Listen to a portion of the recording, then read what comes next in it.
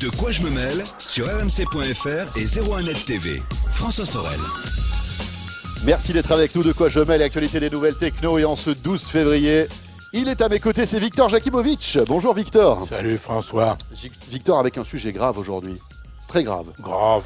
Peut-être que votre télévision, en avril prochain, affichera un écran noir. Voilà, en tout cas sur certaines chaînes. Et ça, c'est pas bon.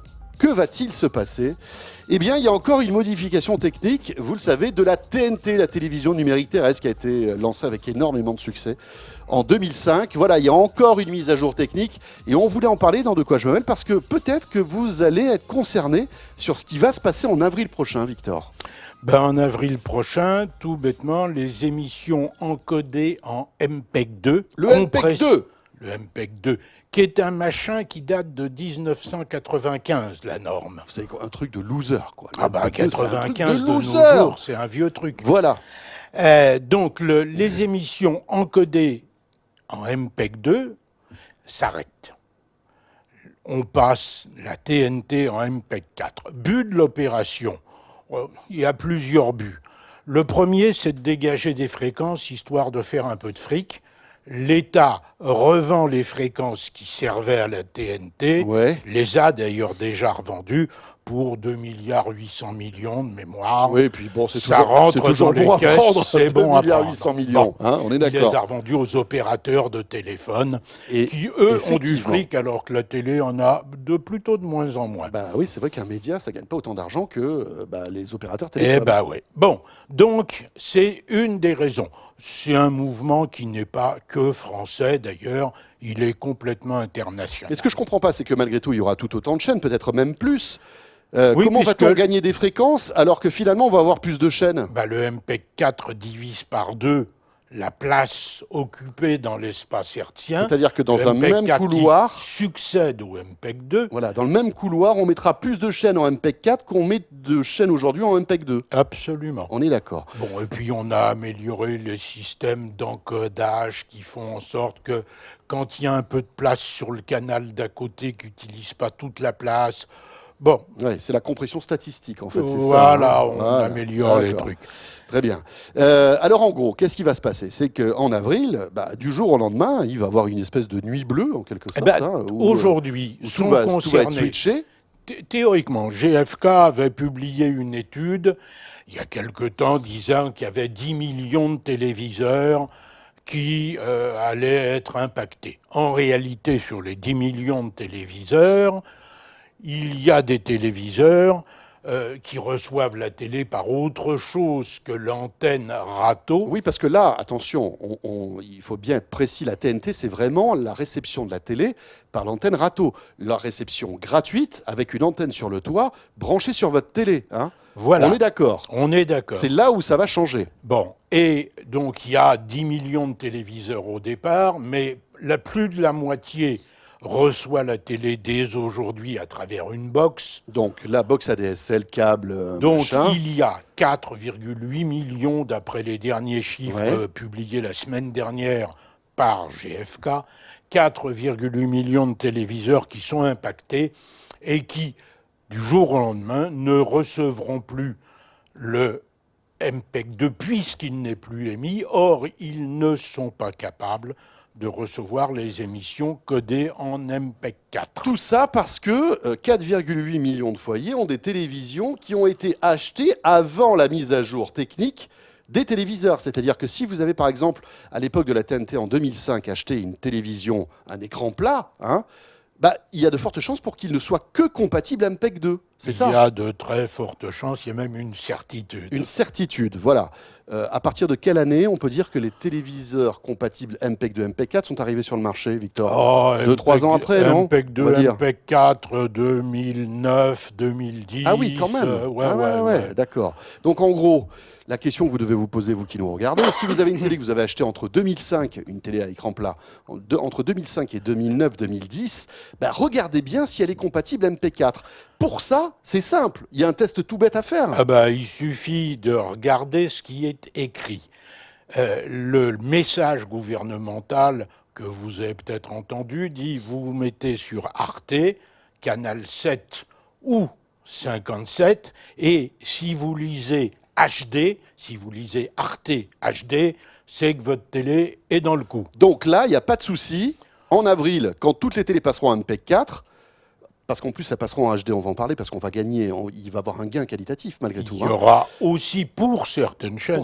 Pour certaines chaînes, d'accord, mais ça veut dire que là, à ce moment-là, il n'y a pas de souci. Je serai simplement obligé de refaire un scan, on va dire, de rescanner toutes les chaînes pour qu'elles s'affichent. On est d'accord? Si vous recevez déjà la HD, même pas. Ah bon? Même pas. D'accord, mais par exemple, Si BFM vous TV va disparaître en MPEG 2, je prends notre chaîne du groupe, qui va disparaître en MPEG 2 en basse définition pour passer en HD. Mais il va falloir que je refasse un scan du tuner pour qu'elle réapparaisse en HD. Si vous avez un tuner MPEG qui reçoit le MPEG 4, BFM TV HD est déjà reçu. Est déjà reçu, d'accord, ok. Mais attendez, il aura fallu faire un scan pour que je la reçoive. C'est toujours la même chose. Si j'ai pas fait de scan, je vais pas la recevoir. Si vous n'avez pas fait de scan depuis qu'il existe une BFM TV HD. Voilà, d'accord. Depuis que. Moi, en tout cas, un conseil, alors humblement par rapport à Victor, dès que tout ça sera passé, vous faites un petit scan, ça va tout recaler toutes vos chaînes, il n'y aura pas de souci. Donc, 4,8 millions de télé ne reçoivent pas le MPEG 4 et vont poser problème.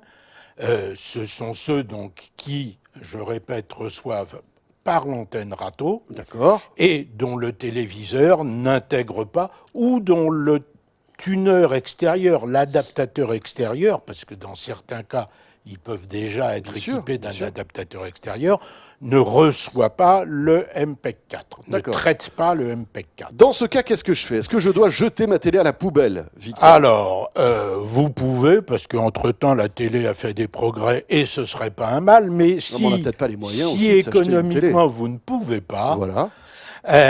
Eh ben vous achetez un adaptateur, un nouveau tuner.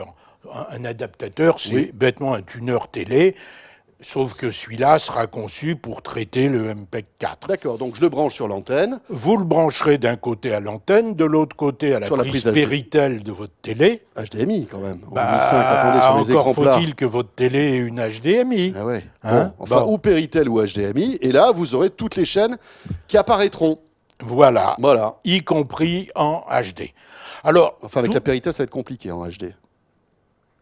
Vous l'aurez dans la définition, mais si vous êtes dans le cas d'un télé dont la définition n'excède pas de toute façon 720p, dans certains cas, c'est encore un télé cathodique avec ses 575 lignes. Bon, donc ça ne change pas grand-chose. Et tout ça, en réalité, relève d'une connerie politique, si je peux me permettre. Attention aux gros mots, Victor. Parce qu'en général, connerie politique, c'est vrai que ça rime bien, ça marche bien. Et des fois, ça fonctionne bien ensemble, mais pas toujours. Mais des fois. Là, en l'occurrence, quand l'État français a décidé enfin de lancer la TNT... Qui a été une révolution, on va dire, audiovisuelle. Hein. Oui, mais 5 ans après, d'autres pays... Oui. Non, mais rappelons quand même ce qu'il y avait avant. Avant, on avait 6 chaînes en analogique. Oui, Et absolument. on est passé à 15 chaînes du jour au lendemain. Et maintenant, on en a 25. Donc, voilà. C'est toujours est-il que quand cette décision a été prise, l'État français a choisi d'avoir 2 normes d'encodage vidéo, à savoir le MPEG 2 et le MPEG 4. Compte tenu du retard que nous avions par rapport à d'autres pays, il aurait peut-être valu le coup d'attendre, 6 mois, une petite année, pour avoir les puces MPEG 4 réellement opérationnelles. Dans toutes les télés. Dans toutes les télés et ne pas passer par ce phénomène MPEG 2. Moi, à l'époque, j'étais au HD Forum et au HD Forum, on s'était battu pour proposer et soutenir justement pour cette solution. On n'était pas pressé, on pouvait attendre 6 mois de plus, mais il y en a un qui ne pouvait pas attendre, Dominique Baudis, qui était à l'époque le président du CSA et qui a été vraiment celui qui a poussé aux fesses pour qu'on ait la TNT.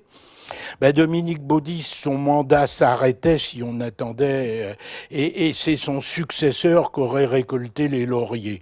Donc l'État français a choisi d'avoir MPEG 2 et MPEG 4 et de nous foutre dans la merde où on est actuellement. Veuillez excuser le terme. C'est pas grave. Mais ça fait le 3e gros mot que vous dites quand même, là. Ça fait beaucoup, Victor. Attention, avec la TNT, c'est pas beau. Ça va bien. Voilà. Mais en tout cas, respect à Dominique Baudis qui a lancé la TNT, qui nous a quittés d'ailleurs il y a pratiquement 2 ans déjà. Ouais. Donc voilà, en gros, c'est ça. Pour résumer, si vous avez une box, vous touchez à rien, tout marchera comme d'habitude, comme avant. Vous avez une vieille télé qui date de 2005, mais vous avez un adaptateur que vous avez acheté lorsque les chaînes HD sont arrivées.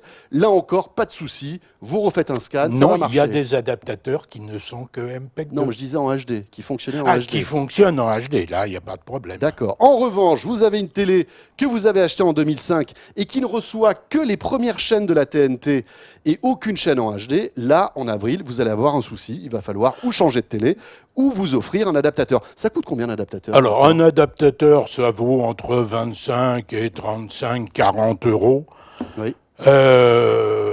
C'est disponible partout. GFK pense que sur les 4,8 millions de téléviseurs, à peu près 10% seront changés pour de nouveaux téléviseurs directement Ouais. HD et que 90% en fait seront complétés par un adaptateur de façon à ce que tout le monde puisse bénéficier de la HD et des bienfaits du MPEG 4. Les constructeurs doivent un petit peu se frotter les mains malgré tout, parce qu'ils vont vendre quelques petites télés là, dans les semaines qui viennent. 10% de télé, 10% des 4 millions 8 c'est pas mal quand même, ça fait 500 000 bouts grosso modo. 500 000 bouts, c'est 10% de Ouais, téléviseurs en plus du marché normal de cette année. C'est pas mal.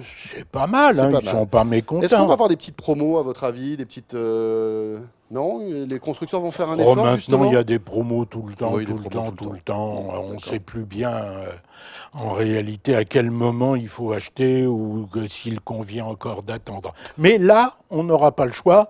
Si D'accord. c'est écran noir, Ouais, il faudra ou acheter un adaptateur en patientant qui coûte quelques dizaines d'euros, et puis après vous achèterez une nouvelle télé. Mais ça sera l'occasion d'un nouveau sujet dans De quoi je me mêle. On vous expliquera aussi dans quelques semaines comment choisir votre nouvelle télé, quelles sont les différentes technologies qui existent, voilà, quel rapport qualité-prix. On en reparlera tranquillement. Victor, merci pour ce point. mais je vous en prie, François. Ça arrive en avril, hein. Ça arrive le en Switch. avril, oui, dans quelques jours maintenant, enfin dans quelques 40 et quelques jours. Très bien, merci beaucoup Victor. De quoi je me mêle est terminé. Merci d'avoir été avec nous, comme chaque semaine. Mon Twitter F Sorel, bien sûr, la page Facebook de quoi je me mêle. N'hésitez pas à cliquer sur j'aime pour échanger sur votre passion des nouvelles technologies sur la page Facebook de quoi je me mêle. Et puis on se retrouve vendredi prochain, vous le savez, en version audio sur rmc.fr et version vidéo sur 01net TV. Salut à tous. De quoi je me mêle sur rmc.fr et 01net TV.